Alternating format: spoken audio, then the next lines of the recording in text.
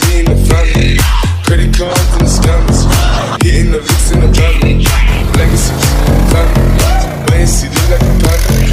Going out like I'm a tan. Had the killers on the hands.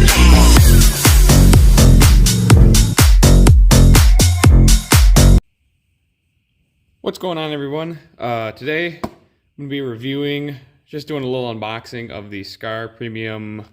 This is the OFC 800 watt power rating. It's 8 gauge sub kit. So we're going to go, I already kind of dove into this already.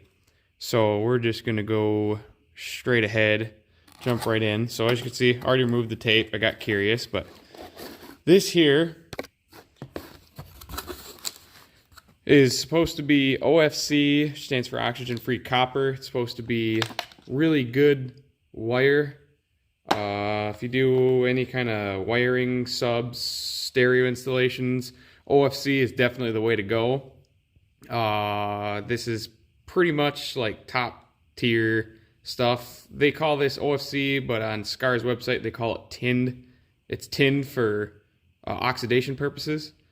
So here's, I don't know if that, so it's, obviously it's pretty thin wire. It's only 8 gauge. Here's the 8 gauge high performance max flex power cable, OFC right there. There it says OFC.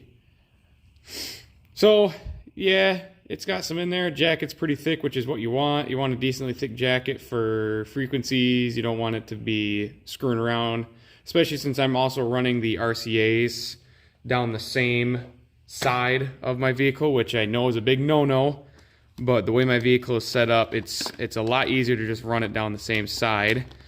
These are supposed to be, they call these audiophile grade RCA cables. So we'll see if these hold up over time. They do look pretty good. They feel a little cheap towards the ends here, kind of flimsy, but again, this is supposed to be their max flex wire, so I'm sure you can angle these 180 degrees if you really have to back in your radio. So we got them, and then I think this is a 60 amp fuse, inline fuse, I think is what they claim. 60 amp main fuse, yep. So obviously she's all purdy, matches the colors of the kit. And then a little wire loom. Oh, got a ground wire here. What do we got? So it's there. Where's the wire at? What in the hell? No wire? Why is it so small? Hold on a minute here. Open this up here. Okay, well that's a little misleading. The wire, it's quite long and it's wrapped in wire loom. And the wire is right here. So all of this wire loom, for what? Definitely isn't going to be long enough to put on the power cable. I don't know if maybe they're thinking if you're installing a longer wire, maybe. But that's a little disappointing, a little misleading. So basically you only have about 2 feet worth of power wire, 2.5 feet probably. Really not a whole lot compared to what you see with the wire loom on it. So that's a little misleading, but it'll still work for me, so I'm not too concerned about it. Then we have, this is going to be your REM wire, which I already have one set up in mine, and I don't really need an OFC REM wire, so it doesn't really matter, but good to have. Then obviously it's going to have your kit of stuff, female ends, loop end here, probably goes to the battery on your side of the, on this side of the power wire, probably where that's going to go. Protectors, little stuff, zip ties, odds and ends, little things to have. And then this is speaker wire, looks like. 18 gauge max flex speaker wire.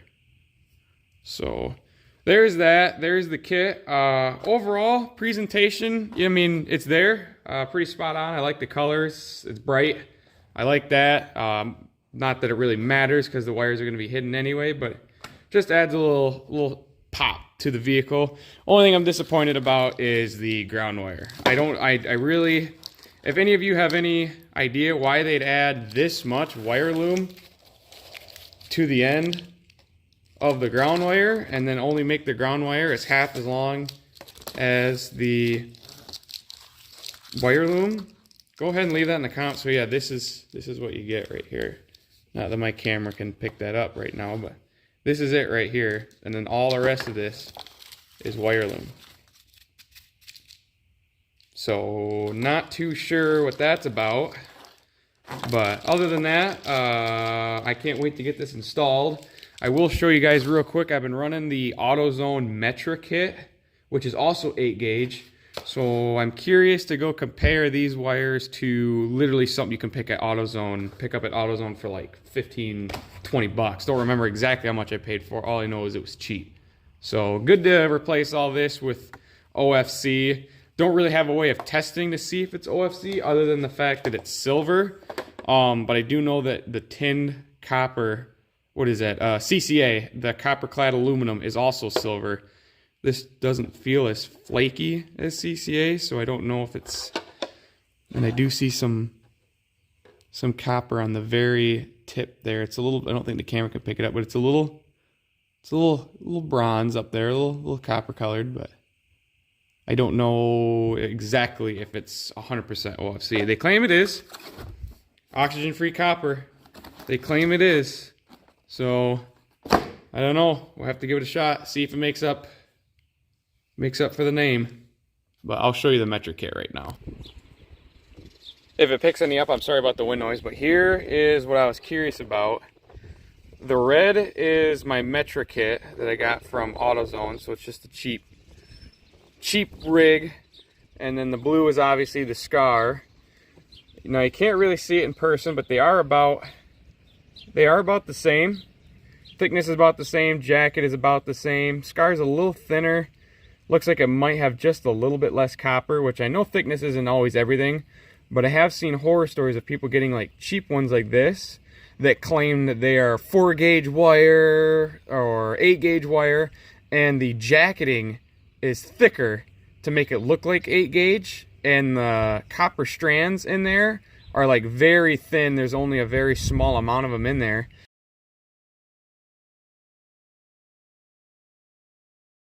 So the Skar is already pretty much right where it needs to be, right in the ballpark. And being OFC, you don't need as much, as from the research I gathered.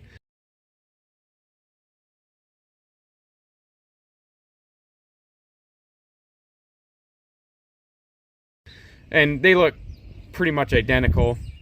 Skar, like I said, is a little bit thinner from the top, but again, sorry about the wind noise, guys, if you guys can hear that. But so I think I'll go ahead and I'll get to installing this. So just real quick, I'm going to add this in here. I don't know where, but it'll be in here. This is the Metra kit. As you can see, that seal is completely dry rotted. That is garbage. That's no good. And here's what the plastic looks like. So there's that. That was probably like that when I got it. Either that or it's been because it's been in here. But I did notice this, at least on this side. I noticed that there's some silver poking through here. And see how this is like really cheap feeling stuff. So I'm not sure. See, there's the silver. I don't know if this is like stained or painted CCA, and that's how they can get away with making it so cheap. But I don't know if it's just CCA painted or if it's actual copper. Either way, if you're in a crunch, this stuff can definitely do decent. But like if you want to get it done in a weekend or want to put a sub in or maybe run some wire, like this might be able to do you in a pinch. But this stuff is like, see how it's not, isn't very flexible. It kind of, yeah, it bounces right back. It's kind of stiff. It's just a cheap kit.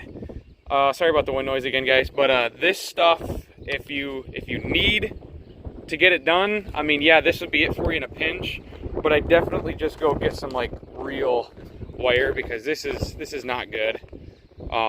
So just so you know, just another thing to help make your sub sound a success. Try to get some better wire than this cheap crap. So that's kind of my unboxing slash first impressions slash review of the Skar wire kit. I'll have to post an update sometime in the future after a year or two, if I can remember, and see how long it holds up, especially in the engine bay heat, because I know sometimes these will discolor.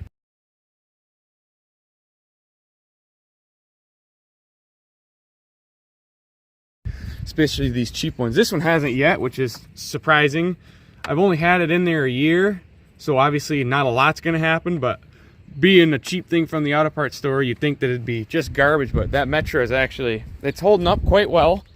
And then, like I said, we'll see how long this stuff lasts, and I'm not expecting an overall improvement on anything. I'm only running a subwoofer, but just nice to know, have that peace of mind that it's OFC. So all in all, so far so good. Like I said, the only complaints I have is that ground wire, but other than that, I'll leave it here. Hopefully you guys can go on and make a wise decision on a kit you want to choose for your subs. So there's something for you. Y'all have a good one now.